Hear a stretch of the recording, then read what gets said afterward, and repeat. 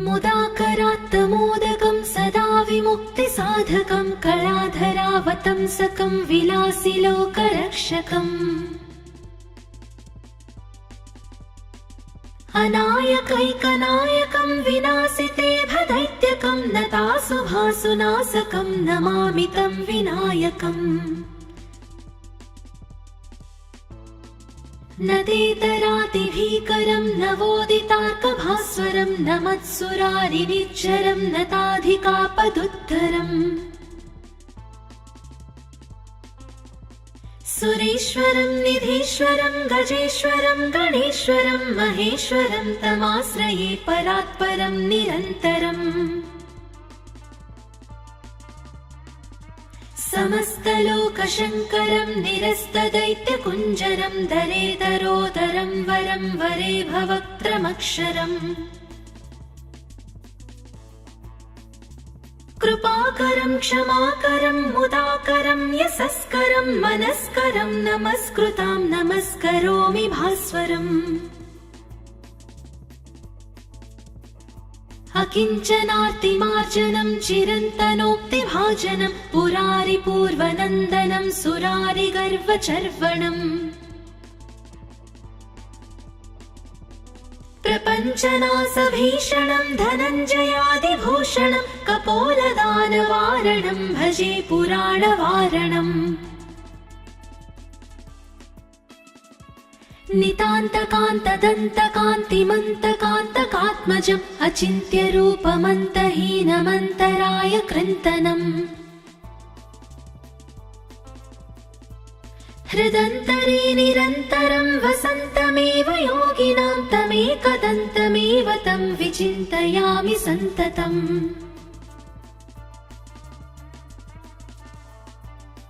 महागणेश पञ्चरत्नमादरेण योऽन्वहं प्रजल्पति प्रभातके हृदि स्मरन् गणेश्वरम् अरोगतामदोषतां सुसाहितिं सुपुत्रतां समाहितायुरष्टभूतिमभ्युपैति सोच्चिरात्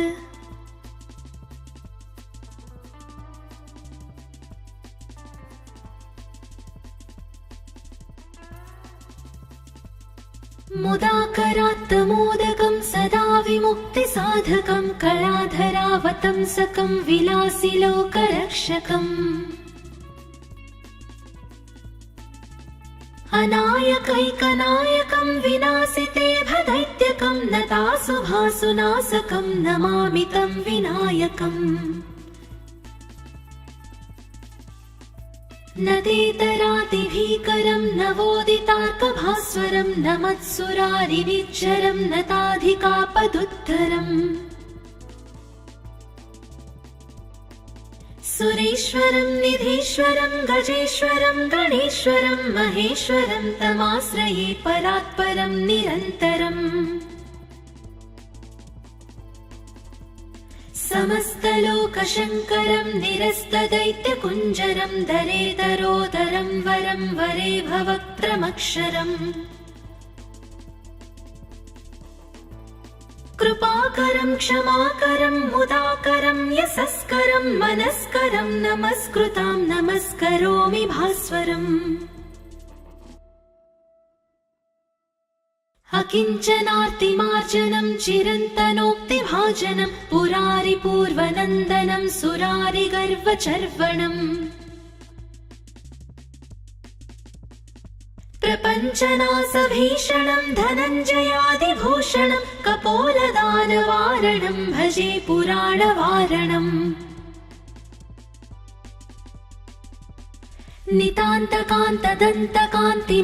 नितान्तकान्तदन्तकान्तिमन्तकान्तकात्मजम् अचिन्त्यरूपमन्तहीनमन्तराय कृन्तनम् हृदन्तरे निरन्तरं वसन्तमेव योगिनां तमेकदन्तमेव तं विचिन्तयामि सन्ततम्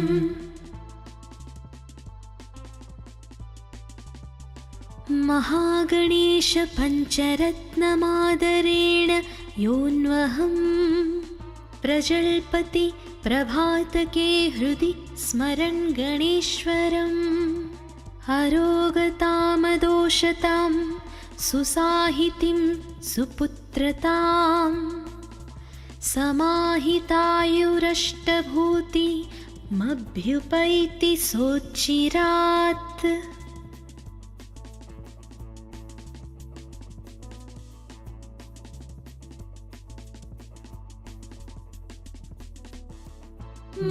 मुदाकरात्तमोदकं सदा विमुक्तिसाधकं कलाधरावतंसकं विलासिलोकरक्षकम् अनायकैकनायकं विनाशिते भदैत्यकं नतासुभासुनाशकं नमामि तं विनायकम् नदेतरातिभीकरं नवोदितार्कभास्वरं नमत्सुरारिनिच्चरं नताधिकापदुत्तरम् सुरेश्वरं निधीश्वरं गजेश्वरं गणेश्वरं महेश्वरं तमाश्रये परात्परं निरन्तरम् समस्तलोकशङ्करं निरस्तदैत्यकुञ्जरं दरेदरोदरं वरं वरे भवक्त्रमक्षरम्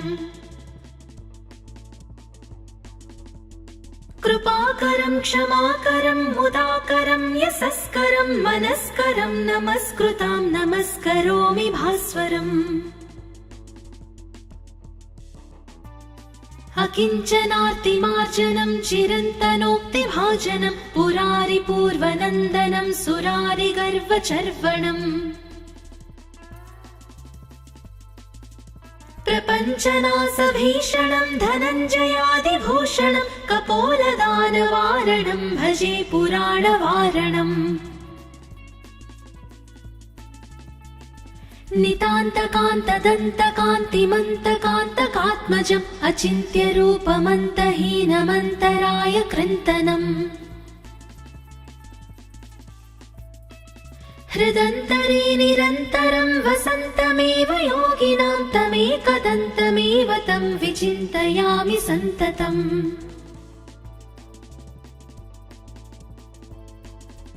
महागणेश पञ्चरत्नमादरेण योऽन्वहं प्रजल्पति प्रभातके हृदि स्मरन् गणेश्वरम् अरोगतामदोषतां सुसाहितिं सुपुत्रताम् समाहितायुरष्टभूतिमभ्युपैति सोच्चिरात्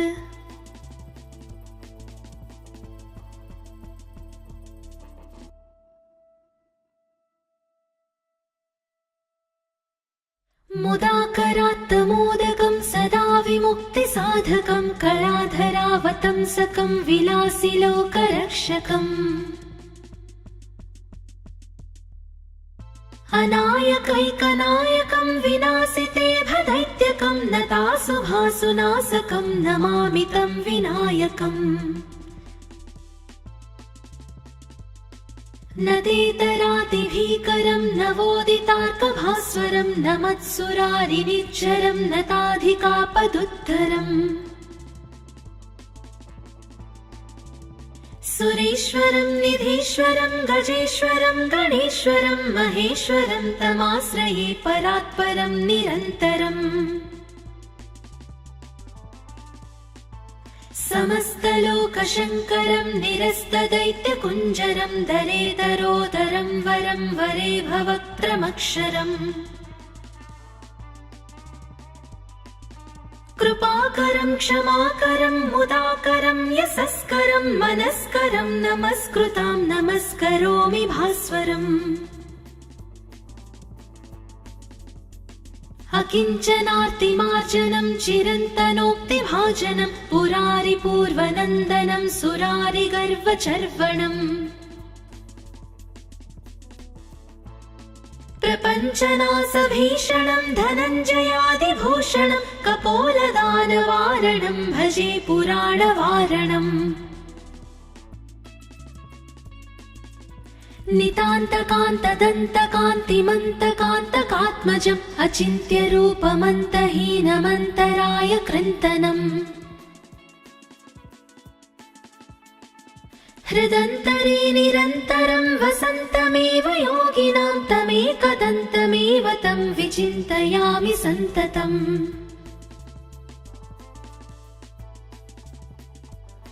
महागणेश पञ्चरत्नमादरेण योऽन्वहं प्रजल्पति प्रभातके हृदि स्मरन् गणेश्वरम् अरोगतामदोषतां सुसाहितिं सुपुत्रतां समाहितायुरष्टभूतिमभ्युपैति सोच्चिरात्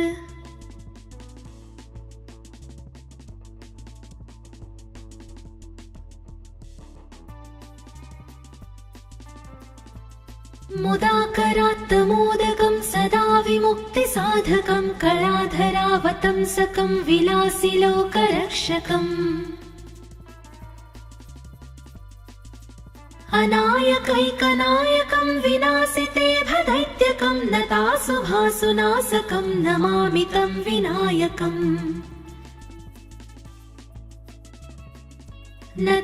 नदेतरातिभीकरं नवोदितार्कभास्वरं नमत्सुरारिनिच्चरं नताधिकापदुद्धरम् सुरेश्वरं निधीश्वरं गजेश्वरं गणेश्वरं महेश्वरं तमाश्रये परात्परं निरन्तरम्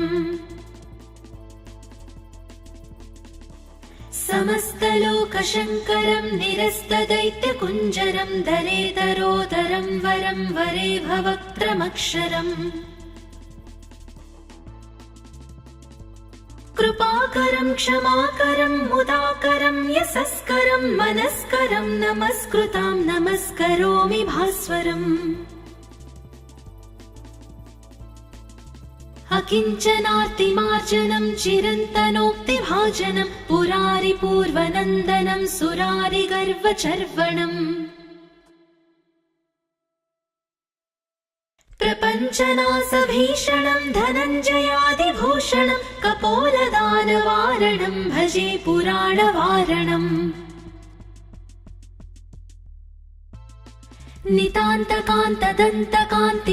नितान्तकान्तदन्तकान्तिमन्तकान्तकात्मजम् अचिन्त्यरूपमन्तहीनमन्तराय कृन्तनम्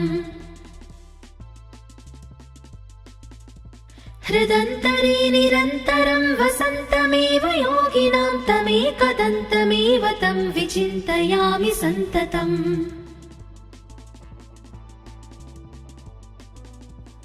महागणेश पञ्चरत्नमादरेण योऽन्वहं प्रजल्पति प्रभातके हृदि स्मरन् गणेश्वरम् अरोगतामदोषतां सुसाहितिं सुपुत्रतां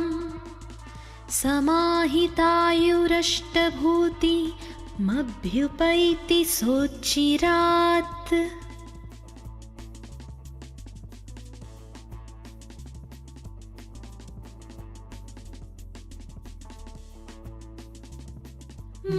मुदाकरात्तमोदकं सदा विमुक्तिसाधकं कलाधरावतंसकं विलासिलोकरक्षकम् अनायकैकनायकं विनाशिते भदैत्यकं नतासुभासुनाशकं नमामि तं विनायकम् नदेतरातिभीकरं नवोदितार्कभास्वरं नमत्सुरारिनिच्चरं नताधिकापदुद्धरम् सुरेश्वरं निधीश्वरं गजेश्वरं गणेश्वरं महेश्वरं तमाश्रये परात्परं निरन्तरम्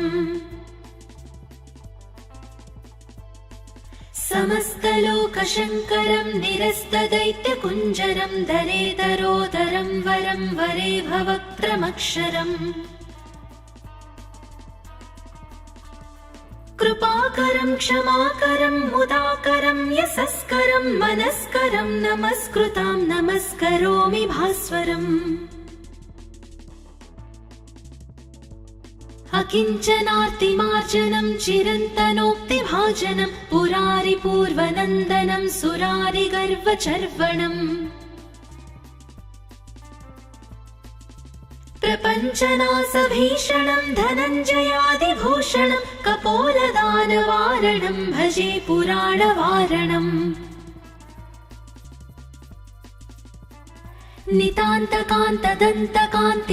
नितान्तकान्तदन्तकान्तिमन्तकान्तकात्मजम् अचिन्त्यरूपमन्तहीनमन्तराय कृन्तनम् हृदन्तरे निरन्तरं वसन्तमेव योगिनां तमेकदन्तमेव तं विचिन्तयामि सन्ततम्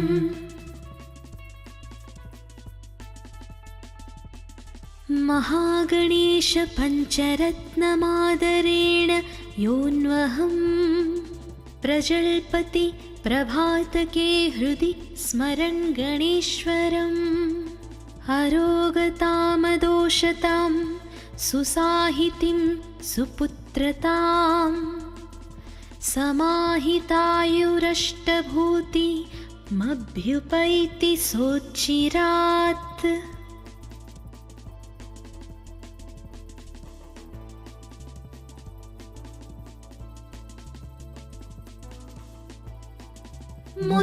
मुदाकरात्तमोदकं सदा विमुक्तिसाधकं कलाधरावतंसकं विलासिलोकरक्षकम् अनायकैकनायकं विनाशिते भदैत्यकं नतासुभासुनाशकं नमामि तं विनायकम्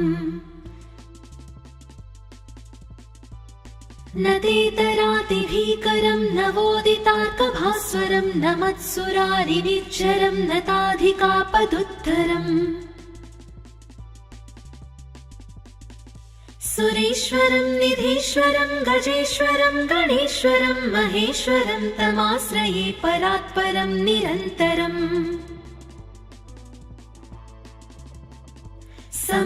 समस्तलोकशङ्करं निरस्तदैत्यकुञ्जरं दरेदरोदरं वरं वरे भवक्त्रमक्षरम्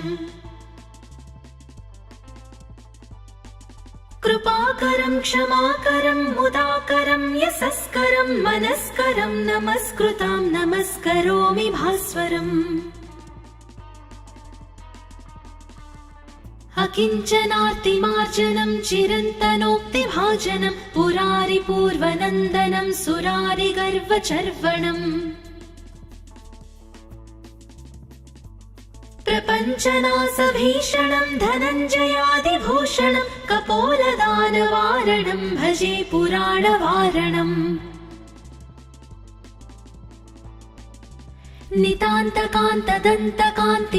नितान्तकान्तदन्तकान्तिमन्तकान्तकात्मजम् अचिन्त्यरूपमन्तहीनमन्तराय कृन्तनम् हृदन्तरे निरन्तरं वसन्तमेव योगिनां तमेकदन्तमेव तं विचिन्तयामि सन्ततम्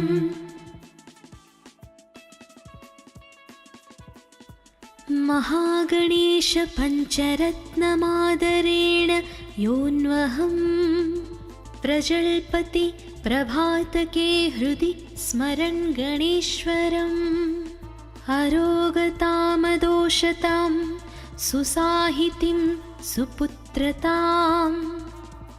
समाहितायुरष्टभूतिमभ्युपैति सोच्चिरात्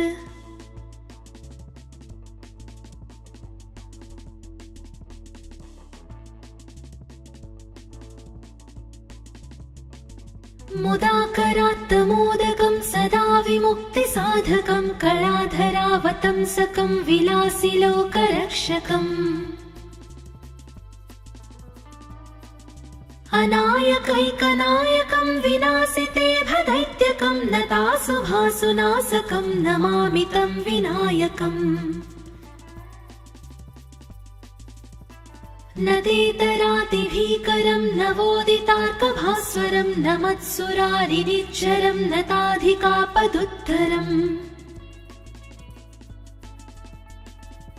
सुरेश्वरं निधीश्वरं गजेश्वरं गणेश्वरं महेश्वरं तमाश्रये परात्परं निरन्तरम् समस्तलोकशङ्करं निरस्तदैत्यकुञ्जरं दरेदरोदरं वरं वरे भवक्त्रमक्षरम् कृपाकरं क्षमाकरं मुदाकरं यशस्करं मनस्करं नमस्कृतां नमस्करोमि भास्वरम् अकिञ्चनार्तिमार्जनं चिरन्तनोक्तिभाजनं पुरारिपूर्वनन्दनं सुरारिगर्वचर्वणम् प्रपञ्चनासभीषणं धनञ्जयादिभूषणं कपोलदानवारणं भजे पुराणवारणम्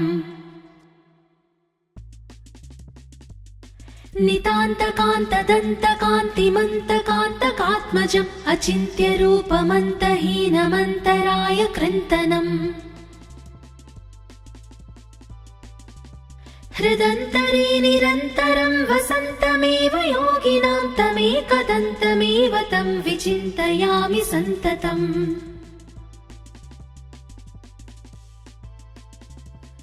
महागणेश पञ्चरत्नमादरेण योऽन्वहं प्रजल्पति प्रभातके हृदि स्मरन् गणेश्वरम् अरोगतामदोषतां सुसाहितिं सुपुत्रतां समाहितायुरष्टभूतिमभ्युपैति सोच्चिरात्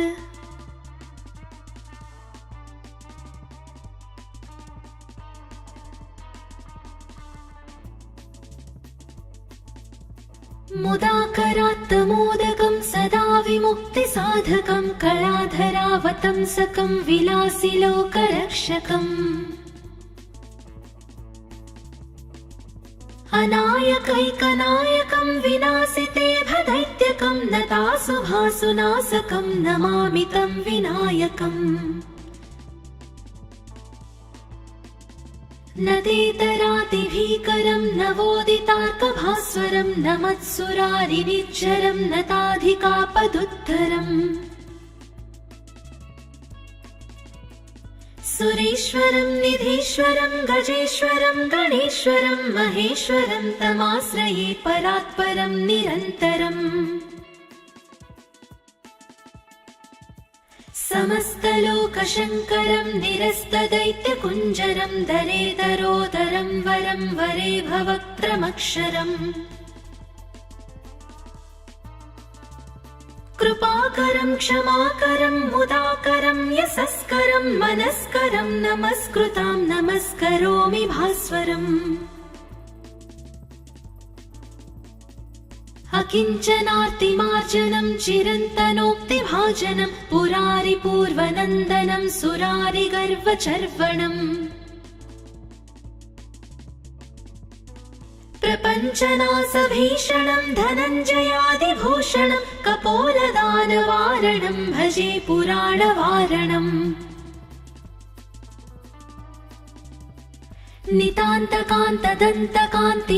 नितान्तकान्तदन्तकान्तिमन्तकान्तकात्मजम् अचिन्त्यरूपमन्तहीनमन्तराय कृन्तनम् हृदन्तरे निरन्तरं वसन्तमेव योगिनां तमेकदन्तमेव तं विचिन्तयामि सन्ततम्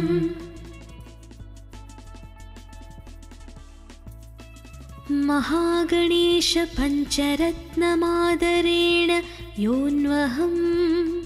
प्रजल्पति प्रभातके हृदि स्मरन् गणेश्वरम् अरोगतामदोषतां सुसाहितिं सुपुत्रतां समाहितायुरष्टभूतिमभ्युपैति सोच्चिरात्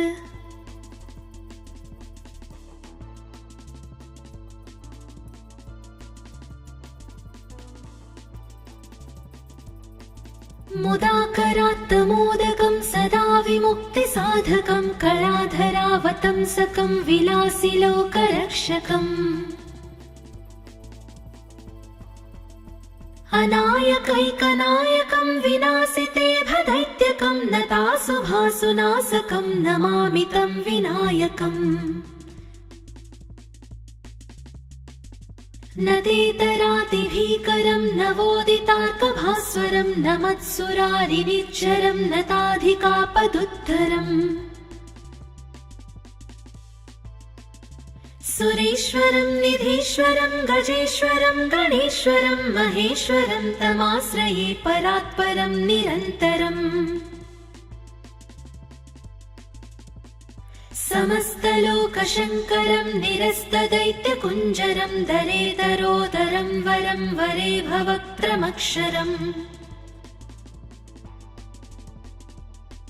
कृपाकरं क्षमाकरं मुदाकरं यशस्करं मनस्करं नमस्कृतां नमस्करोमि भास्वरम् अकिञ्चनार्तिमार्जनं चिरन्तनोक्तिभाजनं पुरारिपूर्वनन्दनं सुरारिगर्वचर्वणम् प्रपञ्चनाशभीषणं धनञ्जयादिभूषणं कपोलदानवारणं भजे पुराणवारणम् नितान्तकान्तदन्तकान्तिमन्तकान्तकात्मजम् अचिन्त्यरूपमन्तहीनमन्तराय कृन्तनम् हृदन्तरे निरन्तरं वसन्तमेव योगिनां तमेकदन्तमेव तं विचिन्तयामि सन्ततम्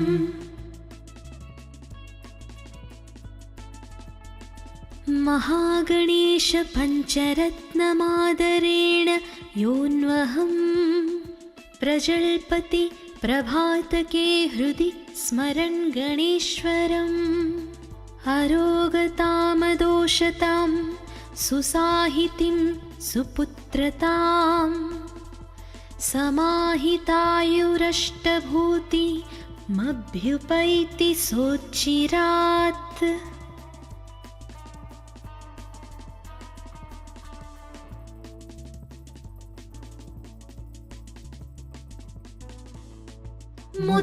मुदाकरात्तमोदकं सदा विमुक्तिसाधकं कलाधरावतंसकं विलासिलोकरक्षकम्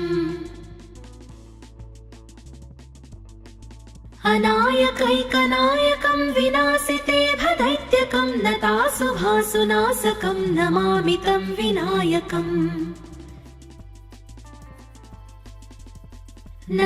नदेतरातिभीकरं नवोदितार्कभास्वरं नमत्सुरारिनिच्चरं नताधिकापदुद्धरम् सुरेश्वरं निधीश्वरं गजेश्वरं गणेश्वरं महेश्वरं तमाश्रये परात्परं निरन्तरम् समस्तलोकशङ्करं निरस्तदैत्यकुञ्जरं दरेदरोदरं वरं वरे भवक्त्रमक्षरम् कृपाकरं क्षमाकरं मुदाकरं